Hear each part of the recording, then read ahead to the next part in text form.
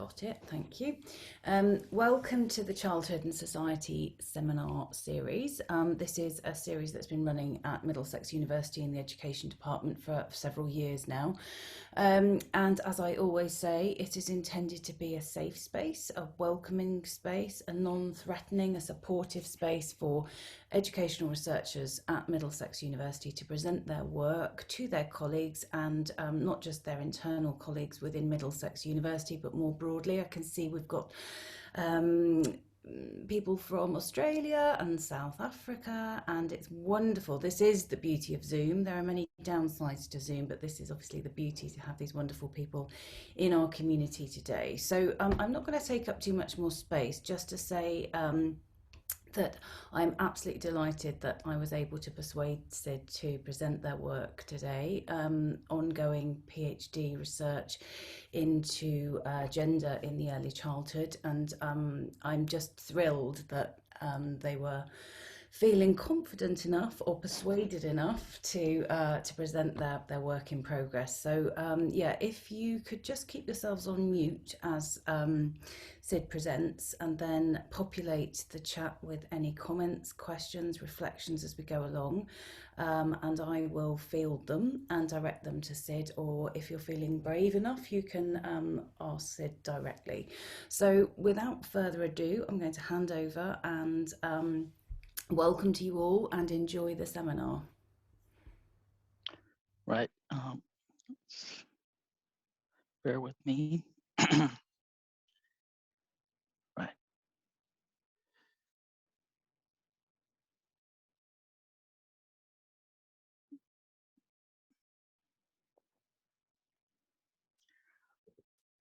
Can you see the slide, everyone?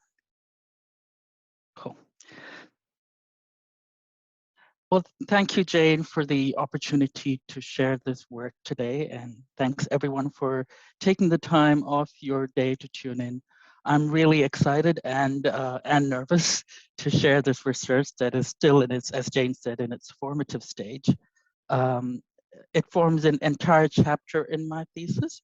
And for those who don't know, my research is fundamentally concerned with investigating how a gendered workforce materializes in Montessori early childhood spaces by mobilizing a feminist relational onto-epistemology.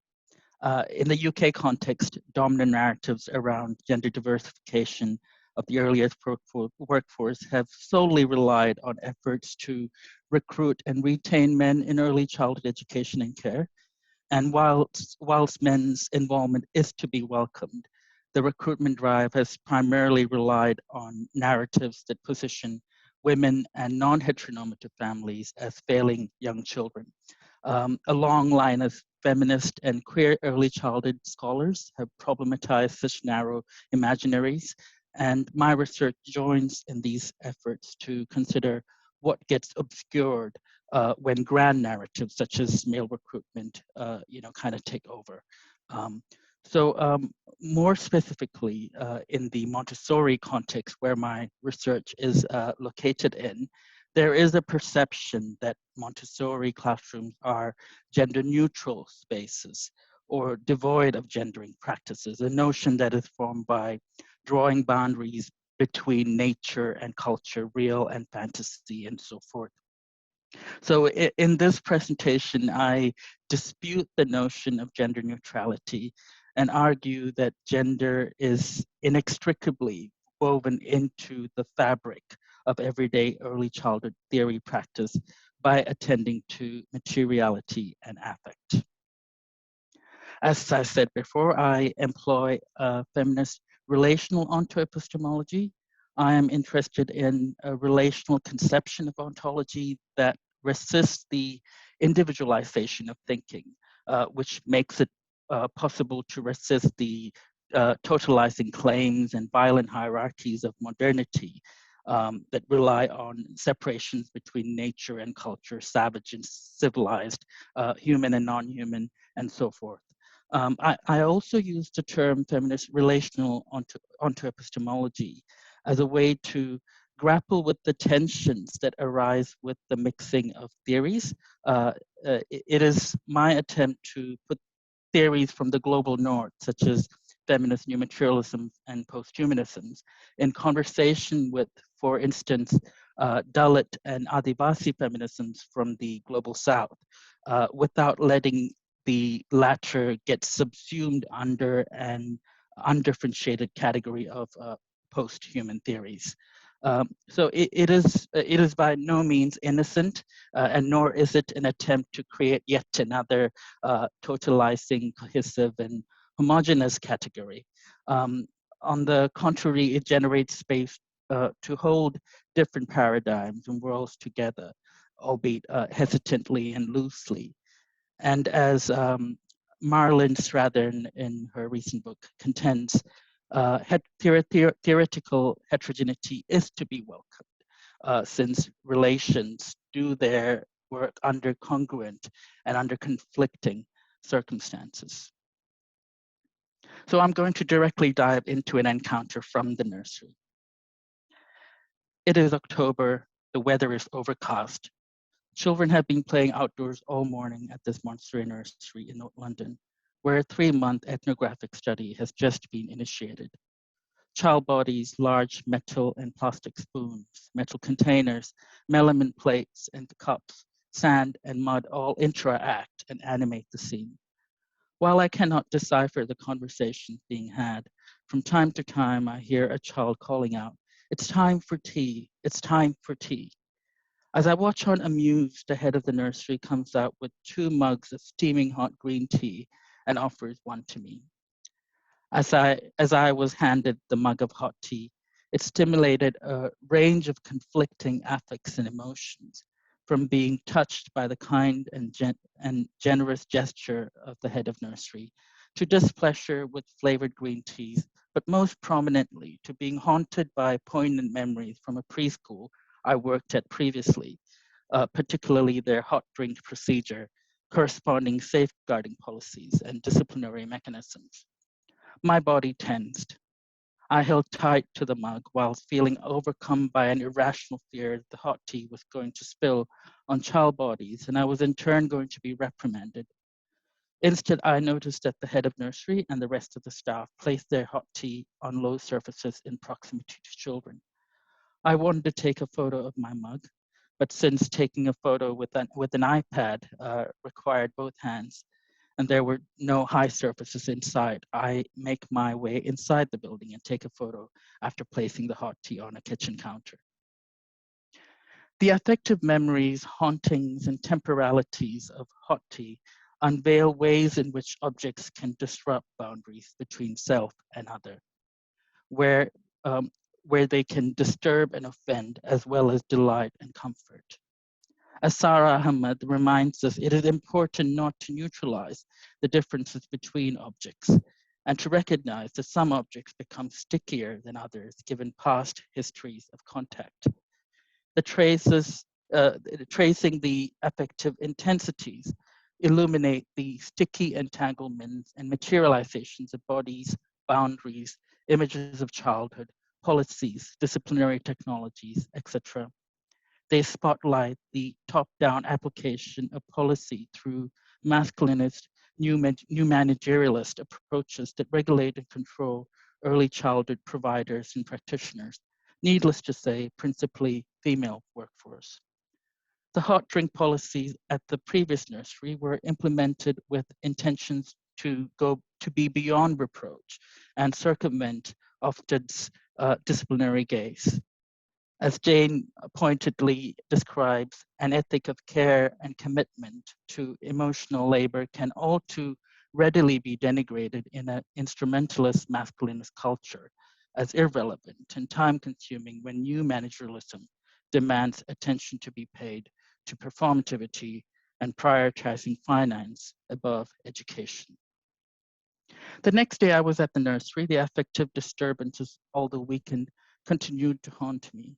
Anna Singh's realization of disturbances being productive spaces inspired me to take her advice to bring back curiosity. On inquiring further, the manager informed me that the tea blend they served me was Twinings green tea, mango, and lychee. So I decided to inspect the product box in the kitchen.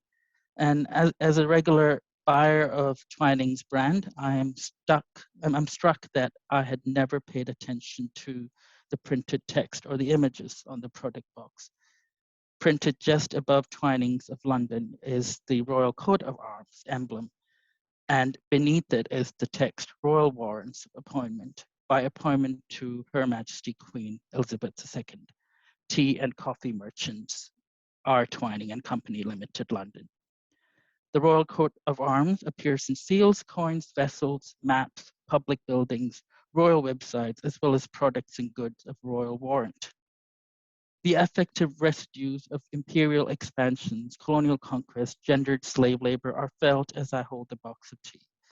By focusing on effective intensities, or what Maggie McClure calls hotspots, makes intimate scholarship possible, which further enables us to relearn multiple forms of curiosity. But as Haraway alerts us, curiosity always leads its practitioners a bit too far off the path. That way lie stories.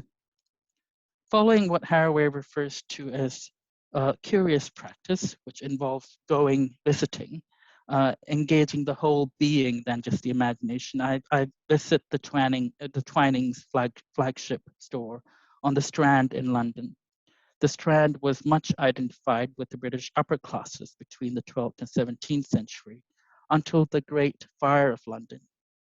The Twining store sits right opposite the Royal Courts of Justice and is nestled in between Pret-a-Manger and Soho Coffee Company. Amidst the street full of stone-colored buildings, the shop stands out with its stark white facade. Twinings further stands out in juxtaposition to newer franchises on either side. Through its publicized image as distinctive and exclusive on account of its esteemed heritage, despite this elitism, Twinings has been subject to the same process of McDonaldization that are characterized by the model of rationalization, prioritizing efficiency, predictability, calculability, and control over uncertainty, a model that early childhood sector is deeply familiar with, and which Montessori is not exempt from. A closer inspection of 216 Strand discloses the material discursive inscriptions of colonial capitalist trade histories. Atop the shop entrance are two exoticized Chinaman figures, a gold-coated mail line, and right at the center you see the Royal Coat of Arms again. Upon entering the narrow hallway, both walls are adorned with large portraits of various colonial figures, including Thomas Twining, the founder of the Twinings brand. Starting at the entrance and running almost entire length of the shop are dark wooden shelves stacked high with boxes of tea leaves and bags from across the world.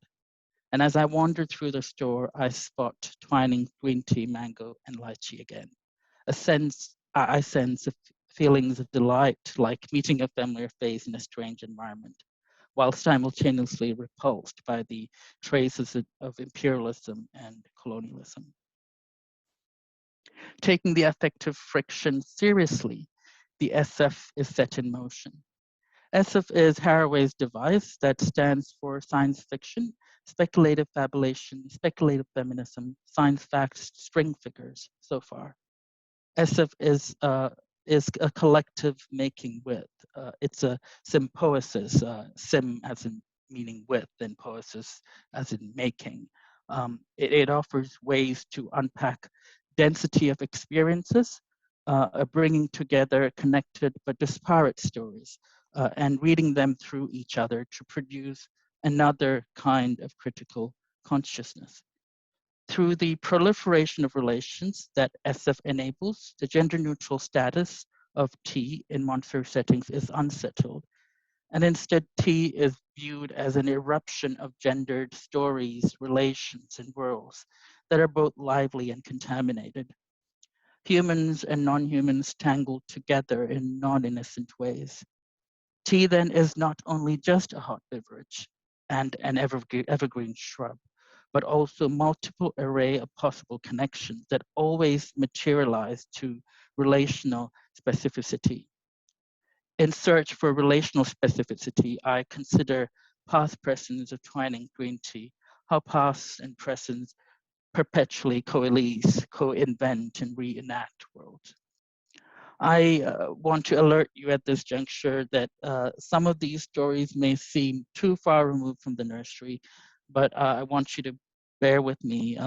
When you read them together, when you read them diffractively, they do a different kind of work that foregrounds the kinds of relations that produce contemporary childhoods. As stated earlier, the Twinings store was started by Thomas Twinings in 1907, which at the time was, sorry, 1707, which at the time was a coffee house where he later introduced tea. And at the time, coffee houses were male arenas for social interaction, meeting places for writers and scientists, venues where ideas were circulated and exchanged. And while women were not explicitly barred from coffee houses, it was deemed uncustomary for women to be seen there, with the exception of women serving as staff, that is the coffee woman behind the bar, and some sex workers. Within this tense context, the introduction of tea helps slacken some of these gendered structures and boundaries. By this time, tea drinking was already popularized by the Portuguese wife of Charles II, Catherine of Braganza, and was considered a fashionable drink amongst upper class women. It became a domesticated drink that upper class women served in their drawing rooms, a routine that developed into afternoon tea parties of the Victorian and Edwardian era. Towards the end of the 18th century, coffee houses had almost entirely disappeared, and tea shops and rooms started gaining popularity, many of which were owned by women. Unlike coffee houses, the tea shops and tea rooms were places women could visit, which was significant, especially in the context where women's access to the public sphere was believed to overturn natural order. Tea shops became spaces where women could inhabit the public without the fear of their presence being seen as an invitation to sex, where they could eat and drink, and most importantly, use the lavatory without breaking any social taboos. Moreover, tea rooms in various parts of England played a pivotal role in the suffragette movement, as sites of gathering designed with women in mind. Notwithstanding these shifts, tea room access and suffragette movement was sharply divided along class lines. While many working class women were actively involved in the suffragette movement, it was still organized and led exclusively by upper class women and concerned with addressing issues more specifically to upper and middle class feminist struggles, that is, matters relating to property laws and rights. Moreover, during protest, we are told that working class women were treated differently, with poorer suffragettes receiving more brutal punishment from police, prison, wardens, and magistrates. The involvement of working class women in the suffrage, nevertheless, cannot be underestimated or forgotten, nor their feminist entanglement with the early nursery school movement. For instance, Sylvia Pankhurst and the East London Federation of the Suffragettes founded a Montessori nursery and baby clinic called the Mother's Arms in Bow, East London, to support working class mothers and their children, providing both medical, nutritional, and educational assistance for working mothers. Tea rooms, Montessori nursery spaces, therefore have intertwined feminist histories. They have historically served as sites of activism, blurring the divisions between the private and public, and opening up access to women who were excluded from the public sphere. Montessori, who was active in the early feminist struggles, implemented, theorized, and popularized the notion of civic or social motherhood, advocating for private virtues of care to permeate the public arena. Simultaneously, they emphasize a deep-seated class divide in feminist histories as an aspect that continues to be pertinent in contemporary Montessori practice. As Karen Barad explains, performing the labor of tracing the entanglements, of making connections visible, you're making our obligations and debts visible as part of what it might mean to reconfigure relations of space-time mattering. Returning to the box of green tea, the description on Twining's green tea mango and lychee package reads, our crisp and refreshing green teas start their journey from dewy, misty tea gardens of China. We've been picking the best leaves and buds for 3 centuries. The mystical collective pronoun we in the description gives pause for thought. Who is included in this we? To be included into the we is to erase stories of difference that are intertwined in the eventual materialization of tea in a Montessori nursery. The gendered and racialized inequalities that are attached to past and ongoing devastations of tea plantation extractivism needs to be brought into focus to expose the stories mobilized to sustain such complex, exploitative, and violent networks. Contemplating on the journey from dewy, misty tea gardens of China to a Montessori nursery in London offers insight into the still unfolding histories of colonial capitalistic process of globalization. We understand that while China had a monopoly on tea trade until the 19th century, it was British that expanded production and trade across continents, which eventually took shape as the Empire of Tea.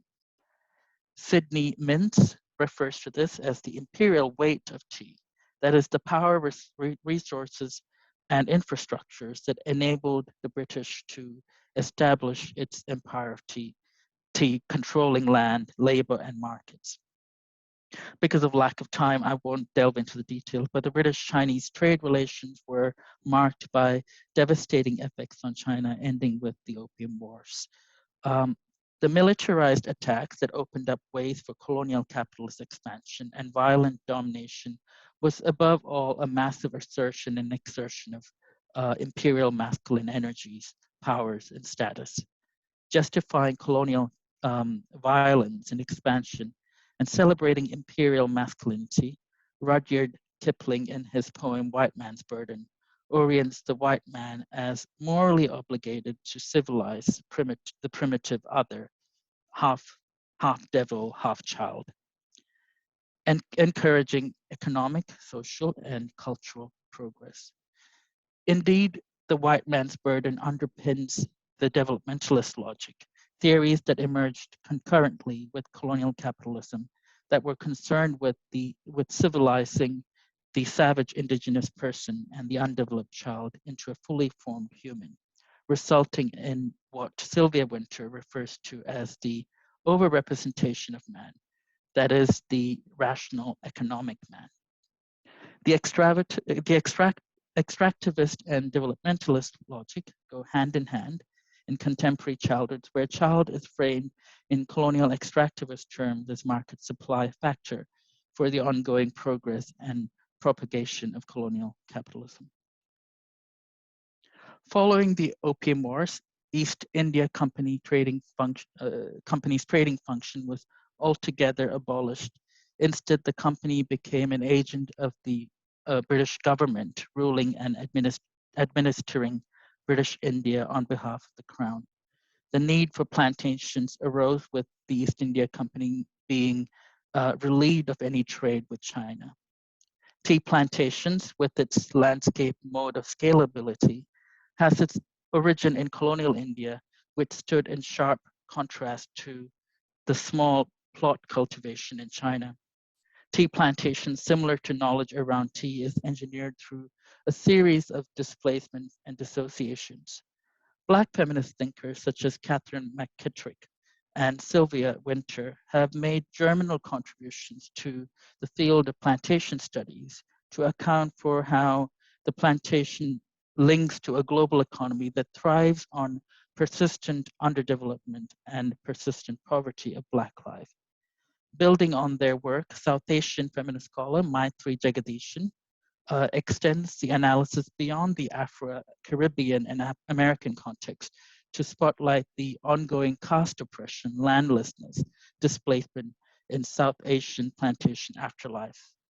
These broadly resonate, complement, at the same time stand in tension with the work of feminist scholars from the global north that draw our attention to the exploitation of humans and non-humans in the sustenance of the slave plantation system. Tracing the history of tea plantations revealed the military fiscalism of East India Company. Charles II's charter to East India Company permitted the use of military force for the establishment of trading stations. And as a result, many well-fortified trading stations were instituted in various locations in India. East India Company used its private army to establish governmental control over large territories in India. And by the beginning of 19th century, more than half of India was conquered by the British Army. Assam, particularly, which is in the northeast of India, became an area of interest as indigenous tea plantations were found growing in the area. And with the guidance and assistance of the Singbo tribe of Assam, the planting process was initiated. The highland forests in Assam were deemed by British planters to produce higher yields, leading to large swaths of land being cleared. The clearing of forests led to massive changes to the soil, particularly its hydrological characters. Intensive agriculture and deforestation had contributed to a reduction of the absorptive capacity of the soil, disturbing the existing drainage system and logging of water, turning the area into a malaria-carrying mosquito breeding ground, which led to loss of life of large numbers of plantation workers. Anna Singh refers to these as feral effects stimulated by human infrastructures that are built by imperial conquest on one hand and industrial development on the other. While drainage trenches have since been built to forestall water stagnation, the effects produced by them, the tea plantation trenches generate a new set of feral effects, where elephants are reported falling into them, breaking their legs, being separated from their herds, and their eventual death. These feral stories bring to light multi-species struggles in sites of tea production, sites that Val Plumwood refers to as shadow places, all those places that produce or are affected by the commodities we consume, places consumers don't know about, don't want to know about, and in a commodity regime don't ever need to know about or take responsibility for. Recognizing the harmful disconnection that sanitizes the production and consumption of tea, and exposing the production of abstract masculinity, that is the epistemic erasure that seeks to transcend everyday relations, enables telling complex stories about what constitutes gendered workforce. Whilst the plantation system is viewed as economically efficient, its dependence on forced labor of human, non-human, and more than human world is undeniable. Bringing these relations into view generate more questions and openings. What do we understand by workforce? Well, who is the workforce? What forces are involved in doing this work? And what work are they doing? Following Haraway, we may ask who and what do we touch when we touch the hot mug of tea? It leads us to stories of contemporary plantation afterlives and shadow places. Although the British abolished slavery in 1833 through the Slavery Abolition Act, tea estate capitalists turned to contractual laborers, workers who were displaced from their home location and kept in conditions of near bondage. Not much has changed since Indian independence or since Tata Tea assumed ownership. A vast body of research reveals the appalling working conditions of tea plantation workers and the alarmingly low wages. In September 2015, 12,000 Dalit women tea plantation workers walked out of giant tea plantation companies and dominant trade unions in South India in resistance to exploitative labor practices, demanding an increase in daily wages. The women worked on steep slopes, carrying heavy loads up and down the slopes, bitten by insects, plucking leaves with swollen, calloused, bloodied fingers from 6 a.m. to 6 p.m. for daily wages of 2.28 pounds. In contrast, men engage in cutting weeds, chopping branches, and spraying pesticides from 8 a.m. to 1 p.m. and were paid the same wages. Despite the welfare measures that Plantation Labor Act 1951 offers plantation workers, the Dalit women workers informed that company had suspended and or diluted many of the provisions, that is provisions related to health, welfare, safety, accidents, amongst others.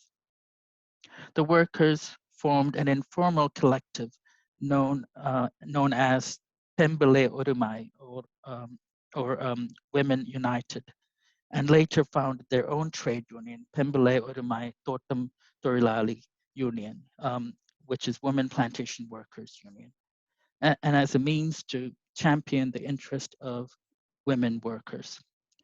Maidari Jagadishan's research among the landless Dalit tea plantation residents point to the vernacular afterlives of ethical creativity and survival that is made possible through plots or tunda. Tunda is a plot of land that is unowned, mostly invisible from the main roads, and unaccounted for in the management logs and maps. Jagadishan in her work narrates the lively stories of cohabitation of human and non-human, informal practices of leisure, care, co-presence within and beyond the boundaries of plantation. These stories animate the arts of living on a damaged planet, the possibilities of living and dying otherwise, and the prospect of deep coalition across multiple lines of difference. The tunda, the plot, the neutral, the void is the yearning and the imagining of what might yet have been, and thus also the infinitely rich ground of imagining possibilities for living and dying otherwise. In this final section, I use the figure of the tea dragon from non-binary artist and writer Katie O'Neill's comic Tea Dragon Society. O'Neill's tea dragons are tiny, delicate creatures that, through close reciprocal relations with care and from their carers, produce tea leaves on their horns. They choose and draw their carers in, bring their carers together to form a tea dragon society. Tea leaves are carefully collected from the horns, at the risk of being snapped at by the tea dragons, and then used to prepare tea. Drinking tea produced from the tea dragons may allow one to experience some of the memories of the dragons share. Entangled memories of past queer kinship, love, and deep alliances, as well as memories of hopeful futures. The figure of the tea dragon is a hopeful and generative trope for thinking and becoming with tea in the ruins of colonial capitalism. Over the many days and months of visiting the Montsouris nursery, tea featured regularly. The generous offering of tea in the encounter at the beginning of this chapter was not an isolated case. Tea was regularly served and shared, not just for visitors, but staff members brewed tea for one another. A hot mug of tea offered with a warm smile. Like the figure of the tunda, they seem to produce a rupture, a minor gesture which, although may pass unperceived, transforms the field of gendered relations. The rather informal, everyday gesture of making tea is indeed a shimmer amidst capitalist, imperialist, racist forms of violence and the incessant pressure to produce the rational economic man. As Manning argues, there is no question that the minor is precarious, and yet the minor gesture is everywhere, all the time. The figure of the tunda and tea dragon I have collected along the way are inventive metaphors that make new, creative, responsible modes of existence possible. And Wonderful. Well done, Sid. That was just so rich, so much in there, and I've read it. So yeah, thank you so so much. I mean, I've got a zillion questions myself, but that is not how seminars go, and particularly when you're the chair. So I'll throw it out to the floor. Does anybody out there have a question, comment, point of clarification, reflection, diffraction? Please jump in. Hi, Megan.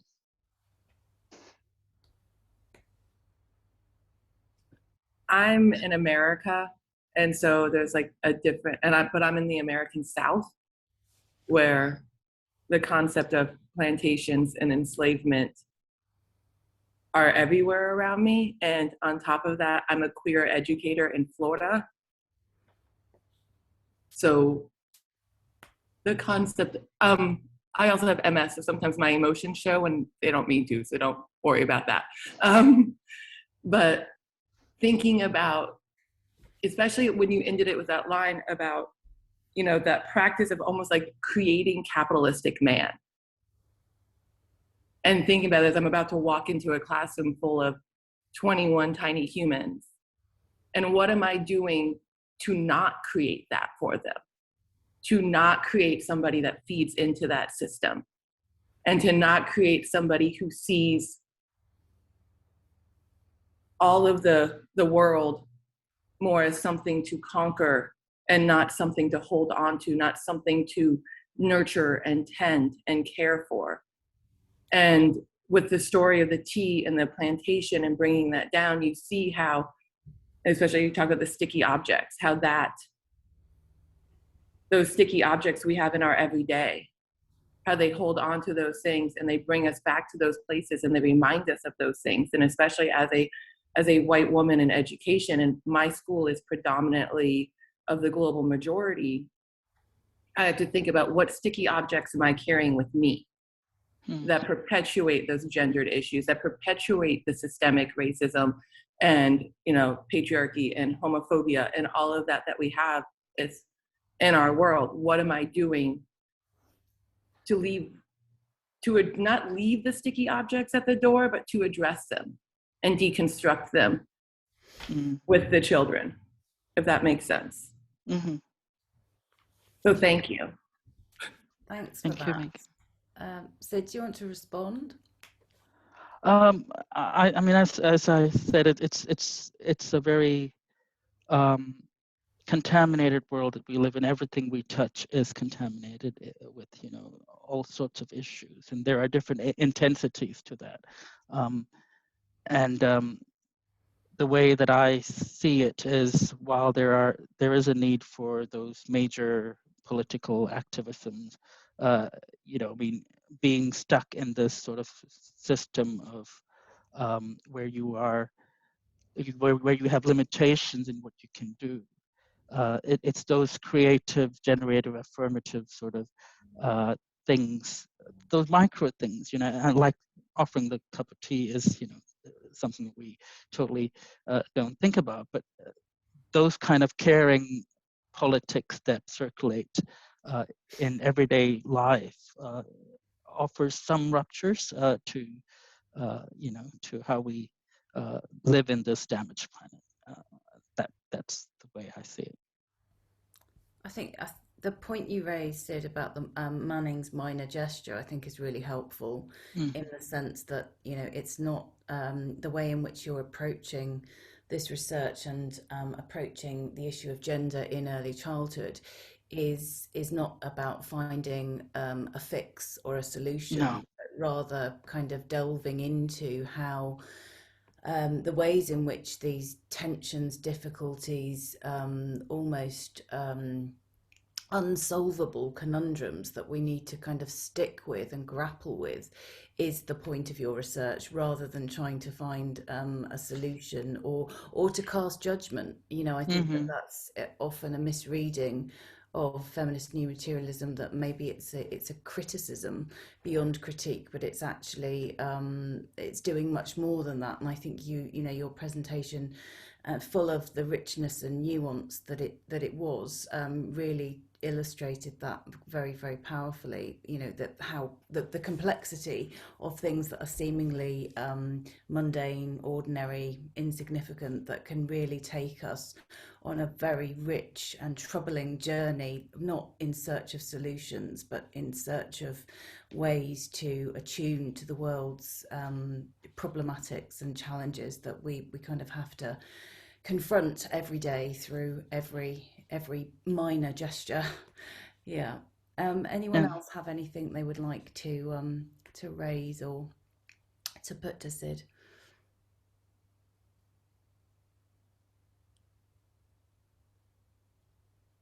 Roseanne, I can see you twitching. I know. Okay, shame. Thank you so much, Sid. I listened to you speak at the Adventures in Posthumanism, and I've been thinking about the effect of your presentation and wanted to listen differently today with much more attunement to what you were saying. And so thank you. Sorry, that's a long introduction, but I live in South Africa. Our history of tea is so connected to what you have described, and thank you for those multiple stories. But I just want to ask something. In South Africa, our tea stories are racialized as Black, essentially, because who is making the tea makes a difference.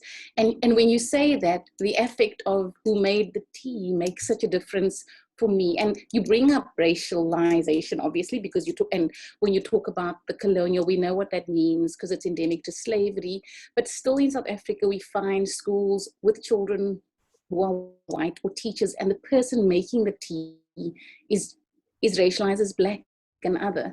So I just want to ask you, and so for me, it's really just something, it is the minor, you know, as you've said, I mean, you've said it much more eloquently than I have this morning, but just to say that the stories you're telling are important because they're making those links and making those connections. And then just to ask you, just for you to say a little, well, I'm not asking you to say it today because we don't have to think in this moment, but just something about the who is making the tea means something different. And generally, they have always been underpaid women and continue to be underpaid women in South African schools. And so just to say that is part of this conversation that you've started today.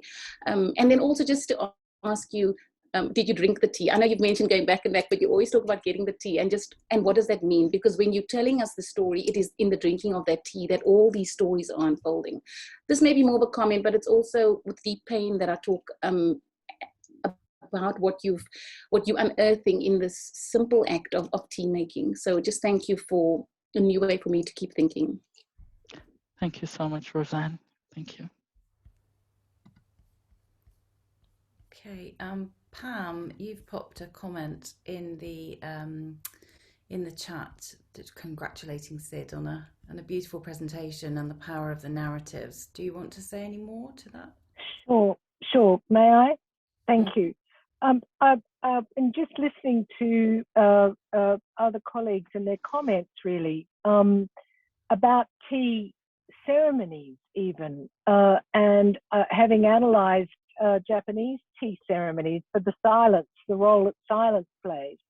You've really hit on a cultural kind of hotspot, to quote who said hotspot? It was yes, McClure here, and something that has such profound connections to early years and the interconnectedness of it. Here's my question, and it could be just too early to answer this, but you know, where you are in your PhD, and I think you're writing up or written up, and must be sort of writing the discussion chapter, maybe conclusions.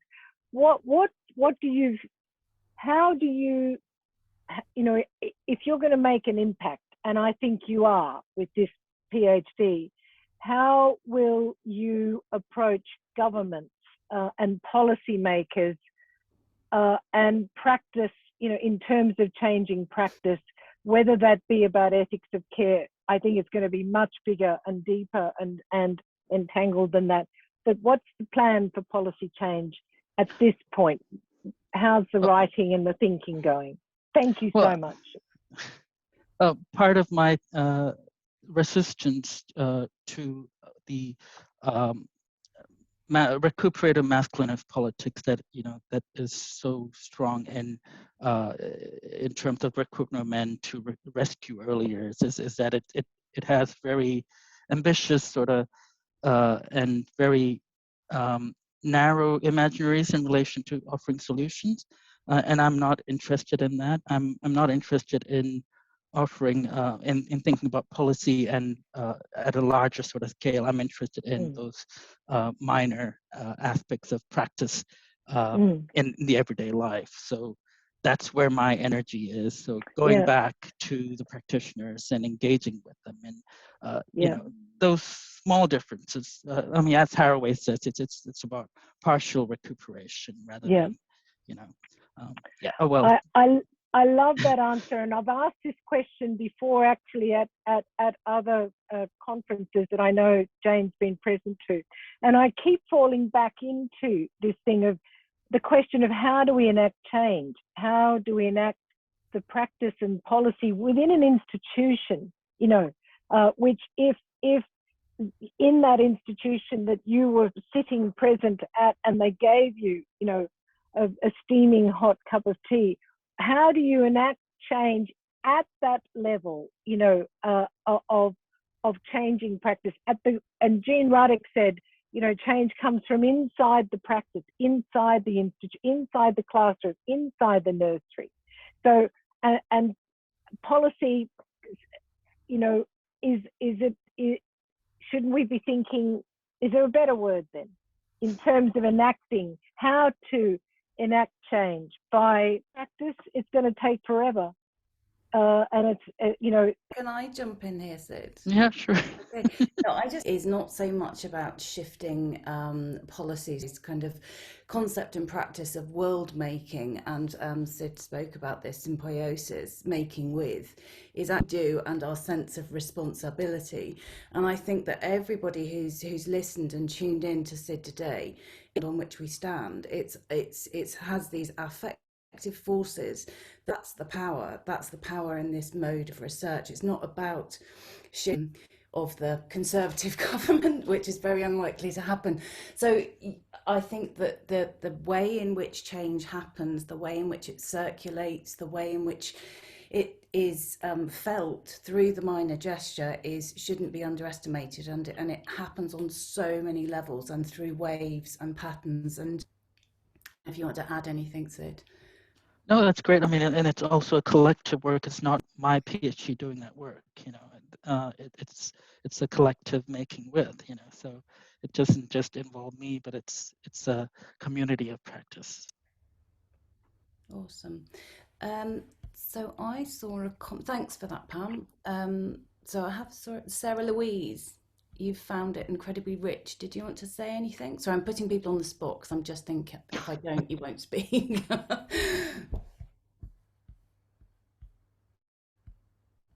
But that's okay too. Does anybody have anything they would like to say? Oh, okay. Well, you have priorities. You stay muted. That's fine. Anyone else have any thoughts or reflections? John, how about you? You're familiar with this too. Yeah, I was just thinking how lucky I am because as one of SID supervisors, I've been working with them and hearing these amazing threads coming through. And this is only one of the chapters, so there's like 2 or 3 other ones which are just amazing also in their expansiveness of as kind of where they go. So that was just a comment, just to kind of support Sid's work, because I think it's excellent. I think it's brilliant. Well done. Anyone else?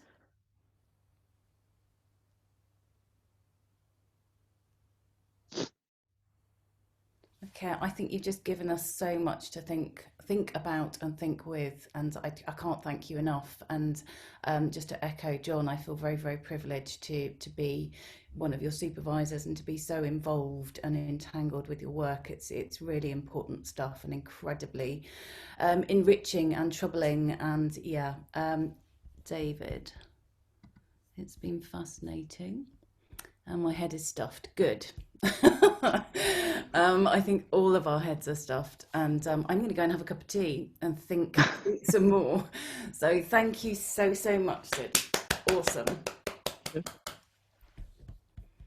Okay, right, we'll leave it there.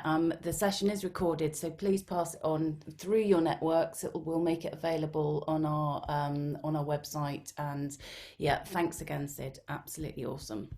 So bye, everyone.